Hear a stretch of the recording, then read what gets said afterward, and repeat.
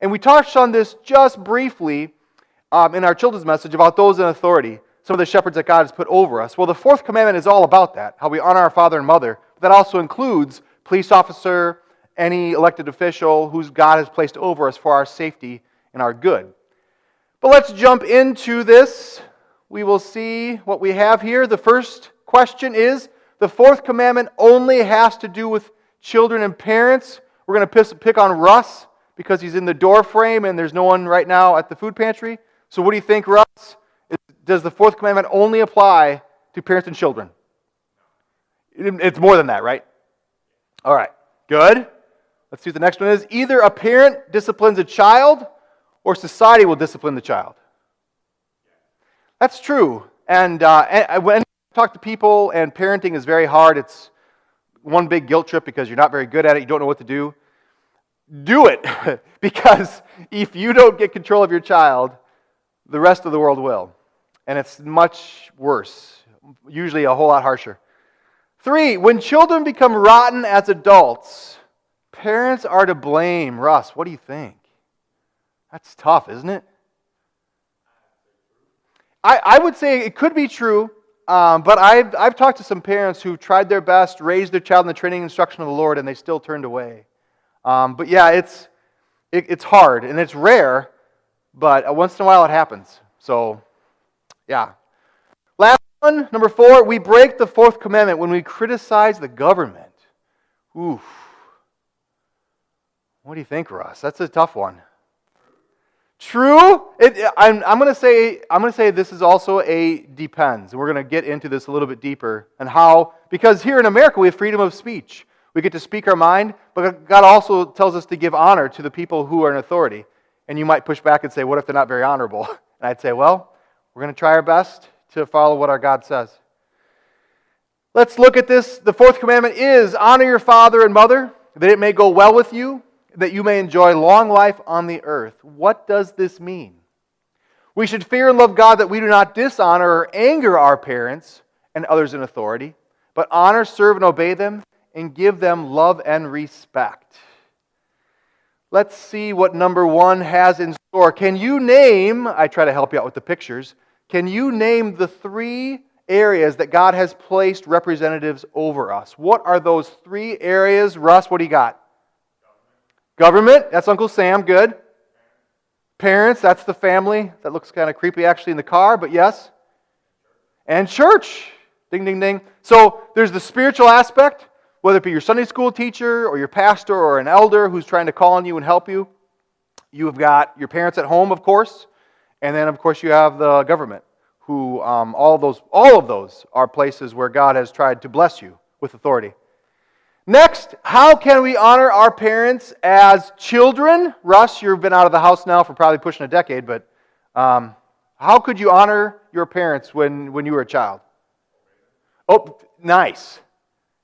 My children, did you hear that? Yeah. Honor, serve, and obey. Yeah, that Jenna wanted to chime in there. Honor, serve, and obey. So if you're listening at home, this is a really great... In fact, parents, this is going to come out later in the week. You could have your kids re-watch this Bible class. That's a great idea. Yeah, honor, serve, and obey. That's right. All right, Russ, you may have more experience with this now. How can you honor your parents as an adult? It's harder, right? Well, I'm going to help you out. What is next Sunday, Russ? Do you know? Mother's Day. Okay, just right there, you get points for honoring your parents because I'm sure you had plans to do something for your mom, right? Is that one way that you can honor her? And what happens in the Kieselhorst family every Sunday afternoon? Yeah, do you guys have like this group Zoom chat? I've seen more families do this.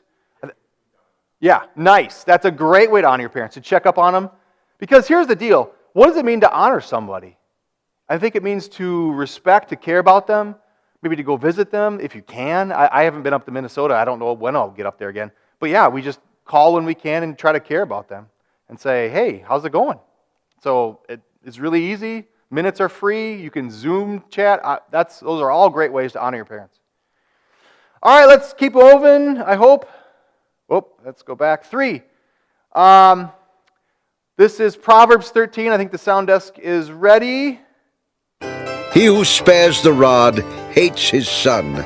But he who loves him is careful to discipline him. Yeah, we touched on this already, Russ. And you were kind of on the fence where, yeah, it's kind of the parents' fault, right? Because, yeah, I mean, if you have the choice, because 9 times out of 10, if you see a child who doesn't behave, it's because the parents aren't really disciplining, right? Although that goes the other side of the horse, too, if you go too far. Where if you are too harsh on a child, I think we've all seen that, too, where a child's afraid, he doesn't kind of come out of his shell, he kind of rebels because he doesn't like all that. It's difficult to lovingly bring up a child so that they know what to do. And I'm going to go out on a limb that you should not let them take a nap on the bookshelf. But yeah, there's a pretty broad spectrum of what good parenting looks like. And if you need help or if you're just having a rough time, mommy guilt's real. So is daddy guilt, actually. Reach out and we can try to point you in the right direction. There's some great resources. Let's keep going. Number 4. Does the 4th commandment have any significance for classroom and the workspace, Russ? Yes. How would you say, like, if a child can't obey his parents at home, how is it going to go on his first job? Probably not too well. Yeah, Steve Robleski's helping out, and I think he manages a shoe store. Have you ever had to fire someone, Steve? Yes, he has, yeah. And because sometimes people don't want to do what they're supposed to do, yeah. And so I try to tell my kids, listen, this is your practice for employment later. You need to clean your room, and don't tell me I didn't tell you exactly to do that. When you get to your first job, they're going to say, do it to the best of your ability. Initiative is really important, young ones, to kind of take that. To see the dirt. I have a hard time, I'm going to be honest with you and confess. Sometimes I walk into a room and I don't see the mess or the dirt, but make an effort to honor your parents in that way.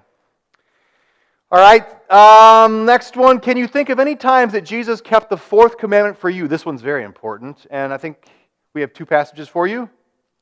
He said to his mother, "Dear woman, here is your son." And to the disciple, "Here is your mother." Russ, do you know when those words were said? This is a tough one. Awesome, yes, when he was being crucified. That's perfect. Yeah, that's one of the 7 words from the cross. Jesus took care of his mom, even when he's about to die, and he's suffering for the sins of the world. That's one way he did it perfectly, and then we have one other example. Then he went down to Nazareth with them. And now this one might be a little bit tougher. Do you know what that one is? From Luke 2?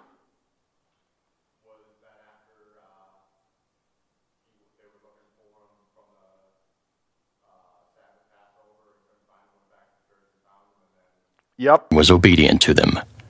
That's right. Russ, that is spot on. That was when this is boy Jesus in the temple. They leave, go back to Jerusalem, and then Jesus is in the temple just hanging out, and they go back, and they're like, "What are you doing, kid? Why'd you leave us here?" And he said, "Didn't you know I had to be in my Father's house?" But then he went back and was obedient to them. So for every time you didn't listen to your parents or clean your room, Jesus was perfect for you, and he kept the 4th commandment. I think there might be one more, I hope.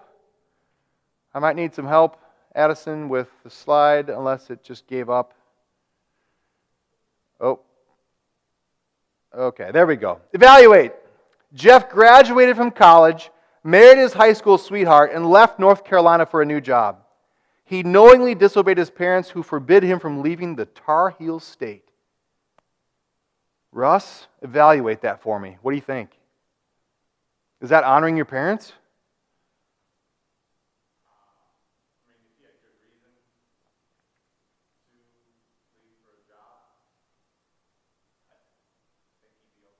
I would agree completely. Russ said if he had good reason, if he's leaving for a job, you can still honor your parents in this way. People always come to me and they say, "Pastor, I'm 18. Do I have to obey my parents?" I'm like, well, let's back up. Honor, serve, and obey is how we would like to talk about that. Those are not absolutes. In general, God gives you parents for your good, but at some point, you might disagree with them, and you can, in a God-pleasing way, say, "This is not what I want to do." And I'm a little afraid because Luke's trying to raise his hand right now. Luke, what's up? Yes. Luke wanted to follow up and say that he thinks that he can, it's